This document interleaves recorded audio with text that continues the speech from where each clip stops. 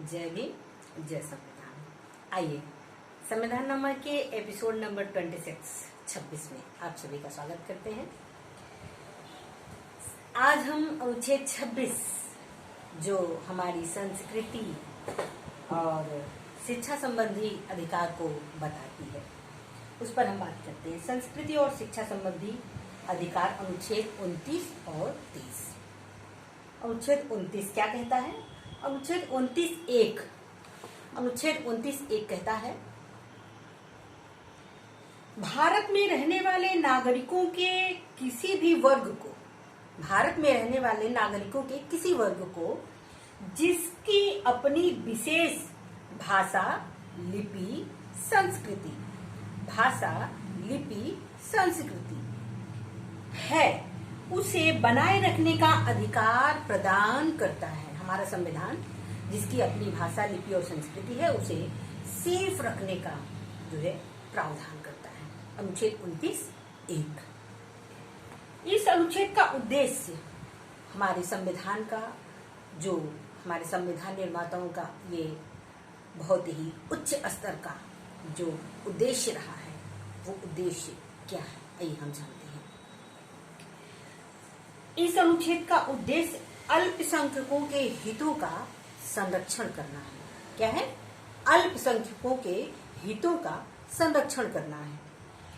ऐसा वे अपनी भाषा, लिपि, संस्कृति और अपनी रुचि की संस्थाओं को, भाषा, लिपि, संस्कृति और रुचि की संस्थाओं को स्थापित करके अपनी धरोहर को वो बचा सकते हैं, संरक्षित कर सकते हैं। ये हमें संविधान में ये अधिकार प्रदान किया गया है। संस्थाएं इसीलिए स्थापित की जाती हैं कि वो अपनी भाषा, लिपि और संस्कृति को सेफ रखें। आगे यह अनुच्छेद कहता है, यह अधिकार उन्हें अनुच्छेद 30(1) द्वारा प्रदान किया गया है, जो अल्पसंख्यकों को अपनी रुचि के अनुसार शिक्षा संस्थाओं को स्थापित करने और उन पर प्रशासन करने का अधिकार प्रदान करता है।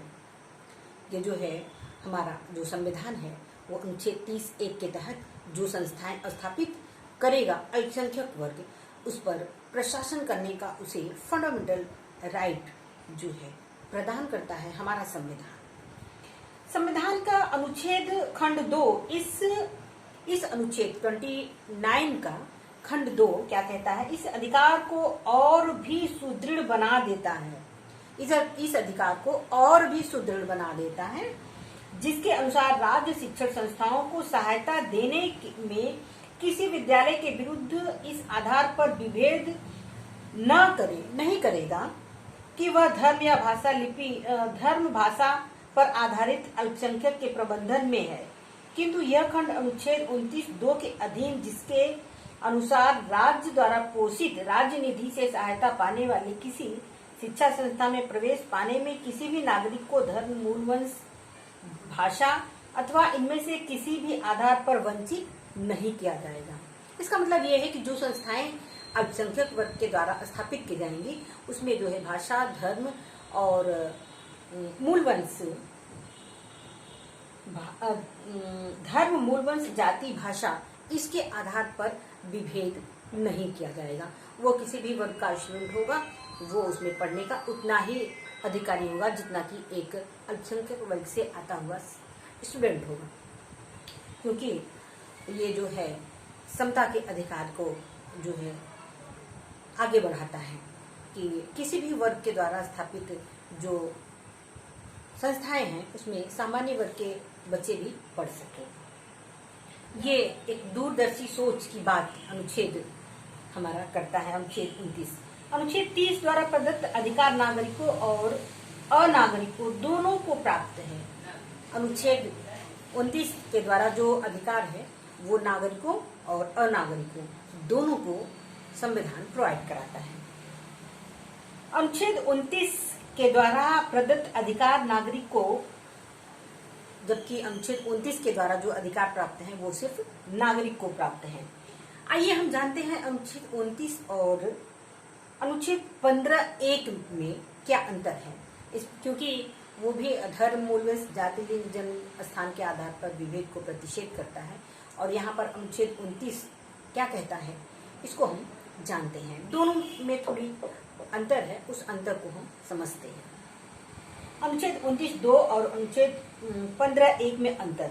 ध्यान रहे कि अनुच्छेद 15(1) में भी धर्म, मूलवंश, जाति, लिंग या जन्म स्थान के आधार पर विभेद करने का प्रतिषेध करता है।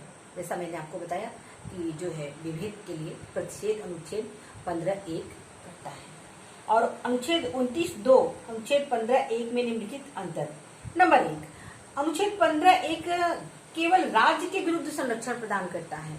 अनुच्छेद 15(1) केवल राज्य के विरुद्ध संरक्षण प्रदान करता है, जबकि अनुच्छेद 29(2) राज्य और संस्थाओं दोनों के विरुद्ध जो है संरक्षण प्रदान करता है। राज्य और संस्थाओं के विरुद्ध संरक्षण प्रदान करता है। नंबर 2, अनुच्छेद 15(1) सामान्य रूप से विभेद के विरुद्ध संरक्षण प्रदान करता है, जबकि अनुच्छेद 29(2) एक विशेष प्रकार के कार्य के द्वारा कार्य से संरक्षण प्रदान करता है, जैसे शिक्षण संस्थाओं में प्रवेश के मामले में।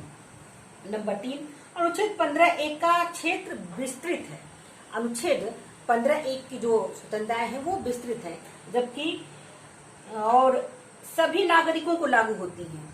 अनुच्छेद 15(1) की जो स्वतंत्रताएं हैं वो सभी नागरिकों को लागू होती हैं, चाहे वह अल्पसंख्यक हो चाहे वो बहुसंख्यक हो। अनुच्छेद 29(2) राज्यों नागरिकों के राज्य पोषित या राज्य निधि से सहायता प्राप्त शिक्षण संस्थाओं में प्रवेश पाने के विशेष अधिकार से संबंधित है। नंबर 4, अनुच्छेद 15(1) लिंग और जन्म स्थान के आधार पर विभेद का निषेध करता है। अनुच्छेद 15(1) लिंग और जन्म स्थान के आधार पर विभेद को निषेध रोकता है, जबकि अनुच्छेद 15(2) इनमें से किसी आधार का उल्लेख नहीं किया गया है, जबकि अनुच्छेद 29(1) में इन किसी भी आधार का उल्लेख नहीं किया गया है। इस प्रकार अनुच्छेद 2 के अंतर्गत शिक्षण संस्थाओं में लड़कियों के प्रवेश को इनकार नहीं किया जा सकता। जैसे एक वाद है, यूनिवर्सिटी ऑफ मद्रास नाम शांताबाई के निर्णय में आप इसको विस्तृत रूप से देख सकते हैं। अनुच्छेद 29(1) ये रहा। अब आइए हम अनुच्छेद 29(2) पर बात करते हैं। अनुच्छेद 29(2) क्या कहता है? अनुच्छेद 29(2) द्वारा शिक्षण संस्थाओं में प्रवेश पाने का अधिकार व्यक्ति को एक नागरिक के रूप में प्राप्त है। शिक्षण संस्थाओं में प्रवेश पाने का अधिकार व्यक्ति को एक नागरिक के रूप में प्राप्त है, न कि समुदाय के सदस्य के रूप में, न कि वो अल्पसंख्यक समुदाय का है इसलिए उसको जो है वो योग्यता प्राप्त है, वो जो है सदस्य के रूप में। इस अनुच्छेद में पदावली बड़े, इस अनुच्छेद की जो पद है, जो शब्द दिए गए हैं उसके बड़े विस्तृत अर्थ हैं और सभी नागरिकों को लागू होती है, चाहे वो अल्पसंख्यक हो चाहे वो बहुसंख्यक हो। उदाहरण के तौर पर यदि कोई स्कूल जो अल्पसंख्यक द्वारा संचालित किया जा रहा है, कोई स्कूल जो अल्पसंख्यक के द्वारा संचालित किया जा रहा है राजनिधि से सहायता प्राप्त है, तो उसमें अन्य समुदाय के बच्चों को प्रवेश देने से इनकार नहीं किया जा सकता। ये अनुच्छेद 29(2) क्लियर करता है कि प्रवेश के आधार पर किसी भी स्टूडेंट को जो है उसको रोका नहीं जाएगा। न राज्य ही ऐसे स्कूल को अपने ही समुदाय के लोगों के लिए प्रवेश को सीमित रखने के निर्देश दे सकता है। राज्य भी ऐसा निर्देश नहीं दे सकता कि जिस समुदाय के जो है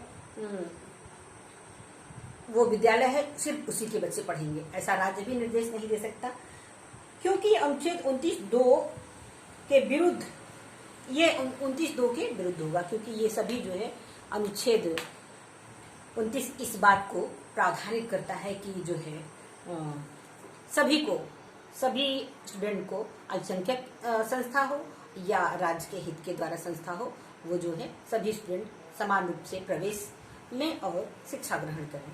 आज की वीडियो में इतना ही। अगले वीडियो में हम अनुच्छेद 30 पर बात करेंगे। आपको वीडियो कैसा लगा हमें लाइक करें, शेयर करें, हमारी संविधाननामाओं को लाइक करें, शेयर करें, कमेंट करें और सब्सक्राइब करें।